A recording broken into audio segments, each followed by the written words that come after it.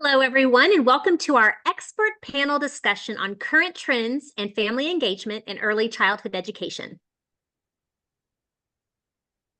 We kindly request your attention for a brief moment in the spirit of transparency and utmost respect for our community. We have some information we'd like you to read on this disclaimer screen. By taking a few moments to read through this disclaimer, you empower yourself with important information regarding the boundaries of our knowledge sharing environment. Please take just a moment to also read through this disclaimer screen. Then together we'll embark upon some exciting topics in ECE. So this panel of experts was created to provide real-world examples of two very important topics in early childhood education.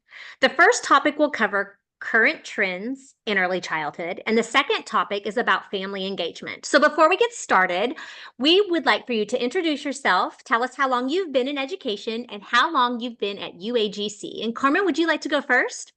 Yes, thank you. My name is Carmen Harris, and I have been in this field for 27 years, and I've been with UAGC for almost a year in July. Okay, Rex. Thank you. My name is Rex Kruder. I'm a retired teacher, school administrator, early childhood director, and superintendent. Currently retired from that position, and I've been with Ashford/UAGC since 2008, and I look forward to this program today. Thank you. Awesome. And thank you both so much for being here. So let's get right on to our first question. Our first question is, what is one current issue or trend that you're seeing in ECE right now? Carmen, we'll start with you. Well, currently we are seeing an uprise in our programs of challenging behaviors from children, and it could be anything from developmental delays, social emotional development. We're finding that a lot of children are kind of having some issues with managing their emotions. So we're doing a lot of focus on social emotional development, helping children learn how to manage emotions, teach them their emotions, because every child doesn't know what happy, sad, angry, frustrated. So if they learn what those emotions are and they're taught how to properly express them, then perhaps they won't have as many challenges when it comes to socialization in the classrooms. So that is definitely a hot topic. Our teachers in the field work very hard, and sometimes when those challenging behaviors are happening in the room, they feel like it takes them from that teaching environment that they're supposed to be doing. So we just have to work hard to give the children the skills that they need to be successful in the classroom. Thank you. Rex? Topic that I have is retention of early childhood teachers and staff.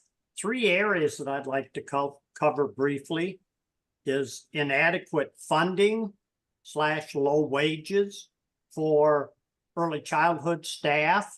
I think we all understand that they're underpaid and have a lot of responsibilities. Teacher shortages, which kind of connects with that, but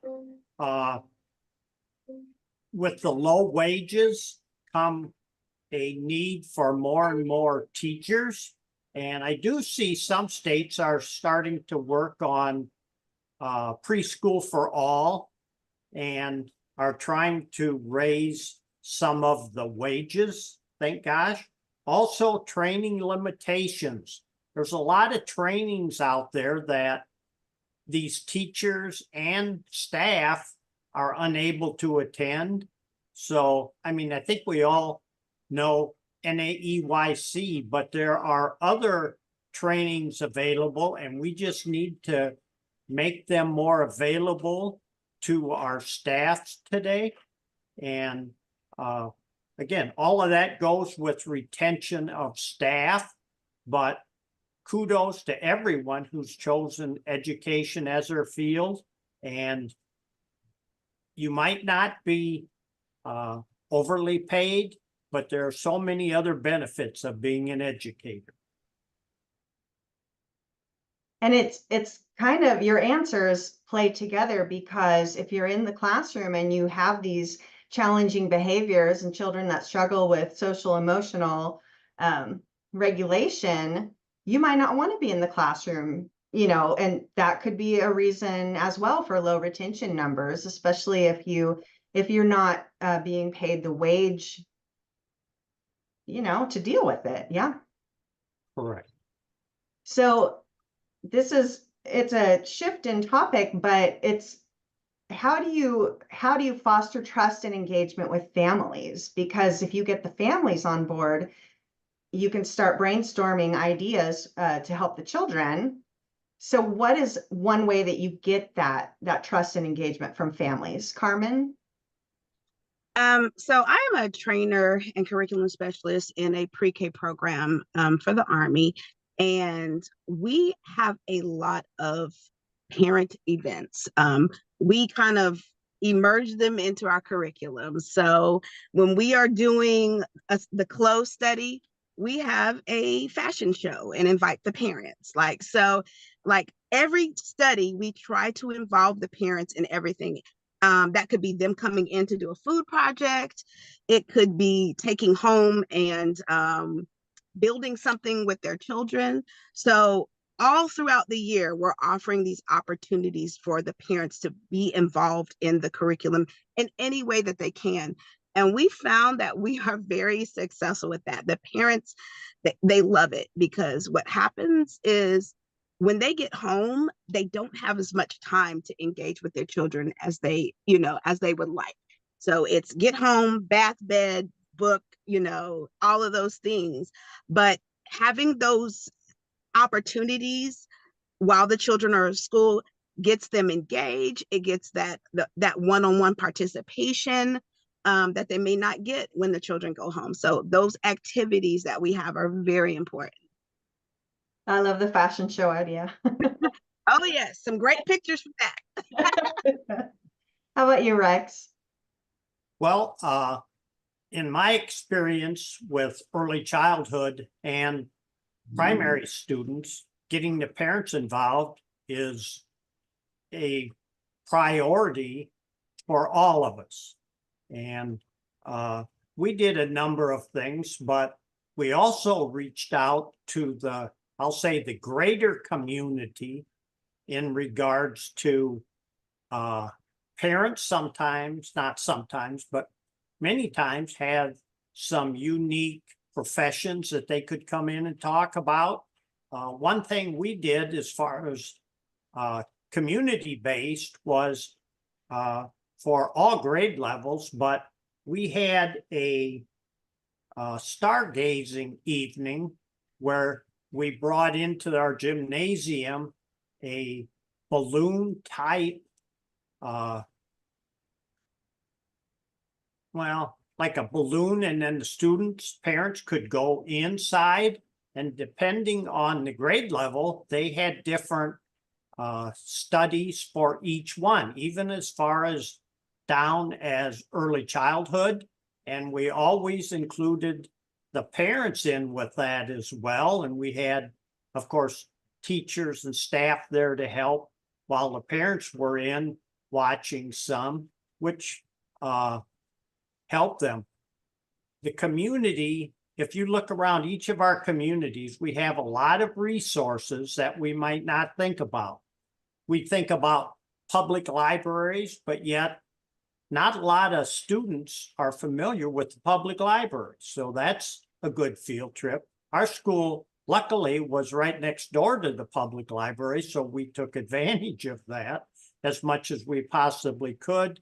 Had the children's librarian come over and give programs, as well as take students over there. But each of our communities do indeed have resources, if you reach out to them, to help engage students as well as their parents. And once we can get the families involved, it's a win-win situation for all concerned. And I just kind of wanted to jump in, Dr. Johnson, and say I never got to the end of a year and thought, I wish I didn't get to know that parent so well or that family so well. I always thought, I wish I would have even got to know them better. And I started from day one because building that relationship with families is truly the cornerstone of our entire year, right? And our entire program. So it's so important that you build those relationships from day one. Carmen, what's The you one word that I would say, communication. You touched on it, Dr. Shipley, but communication is our greatest asset as educators, and we need to realize that. But again, reaching out to students, colleagues as well, parents, and the greater community. Carmen, Rex talked about community resources. What does that look like in like a military setting? You know what? The military is really good about providing resources for the families because they realize that parents are so busy and their lives can be kind of chaotic. Like 1 minute they're here, and the next minute they get a message to say they have to go overseas or something. So it's kind of like they have all of these one-stop shops for parents. Our Army Community Services, they have parenting classes and all sorts of things to help parents along the way. Of course, like he mentioned, you know, there's the local libraries and things like that, but the Army really does a good job of having these resources that parents can reach out right there. Even like if their child is exhibiting challenging behavior, there's classes that can help with that.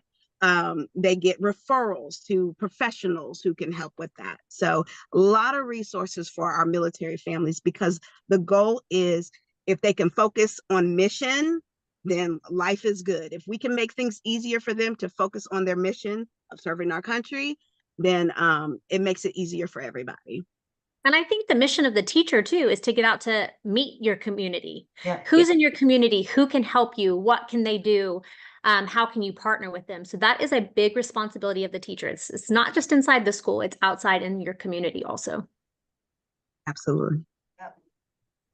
Thank you so much for being here. This was a great panel. Thank you for sharing your information. Thank you for having me. Thank you very much for inviting me.